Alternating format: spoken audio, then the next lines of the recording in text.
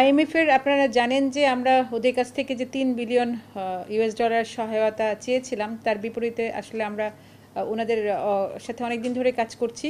এটা অনেকটা বাস্তবায়ন অগ্রগতি সংক্রান্ত সভা।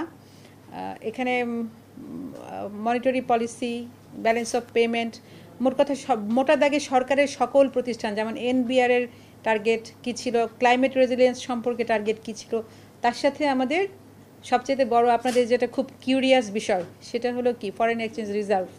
এই প্রসঙ্গে অগ্রগতির বিষয়ে আলাপ হয়েছে। আর্থিক খাত সংস্কারের বিষয়ে আসলে আইএমএফ এর সাথে তেমন কোনো কথা হয় নাই।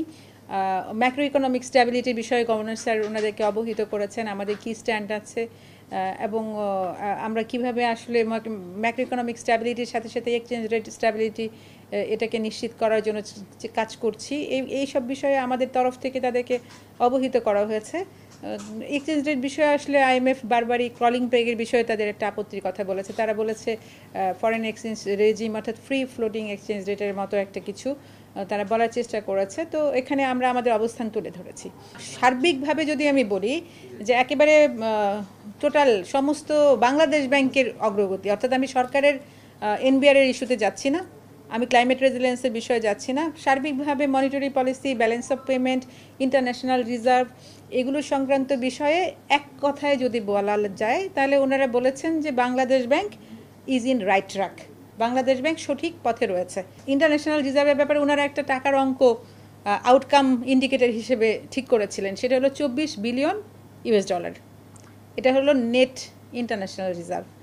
সেই জায়গায় বর্তমানে আমাদের অর্জন আছে $19.47 বিলিয়ন। আপা এখানে এনআরআই বলছিলেন, আপনি যে 19.47 বলছেন, এটা তো BPM6। BPM6। তাহলে এনআরআই মানে তাদের শুধু আপত্তি হচ্ছে এনআরআই সঠিক জায়গায় নাই। এনআরআই সঠিক জায়গায় নাই। এনআরআই ফিগারটা যদি একটু বলতেন আপনি। এনআরআই আসলে এখানে এই যে 19.47 BPM6 যেটা, এর মধ্যে কিছু ক্যালকুলেশন এখনো আসে না, যেগুলো আমরা ধরে আমরা মনে করি যেটা ভালো আসে। এই ক্যালকুলেশন নিয়েও তাদের সাথে আমাদের কিছু বিতর্ক ছিল। তা আসলে আমাদের BPM6 নিয়ে কোনো কথা ওখানে হয়নি। এখানে যেটা বলা হয়েছে সেটা হলো NIR এর ফিগার সম্পর্কে বলা হয়েছে। তোমাদের 3.5 মিলিয়ন 3.5 মান্থস আমদানি ব্যয় মেটানোর পরিমাণ ডলার থাকার কথা ছিল, সেখানে 3.1 আছে। এই জায়গাটায় আমরা একটু ল্যাগিং বিহাইন্ডে আছি এবং গভর্নর মহোদয়ের কাছে ওনারা এ বিষয়ে কমেন্ট চেয়েছে। গভর্নর মহোদয় জানিয়েছেন যে আমরা কষ্ট করে হলেও আমাদের লক্ষ্য অর্জনে সচেষ্ট থাকব, অর্থাৎ আমরা গিভ আপ করবো না। আমরা মনে করি যে 2026 সালে যখন এই প্রোগ্রাম শেষ হওয়ার কথা, ক্লোজিংয়ে যখন শেষ হবে, তখন আমাদের যে টার্গেট সেটা আমরা অ্যাচিভ করতে পারবো।